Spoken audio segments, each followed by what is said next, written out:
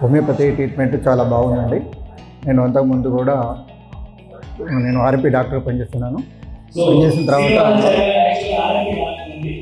నేను వాడుకున్న మా దానిలో ఎక్కడ తగ్గలేదండి.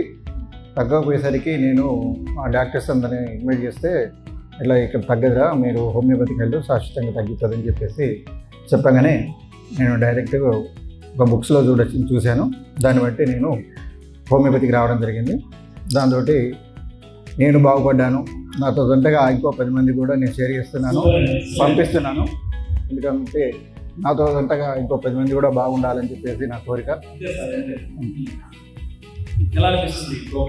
ఈ ప్రోగ్రామ్ వచ్చినందుకు చాలా బాగుందండి, చాలా సంతోషంగా ఉంది, చాలా బాగుందండి.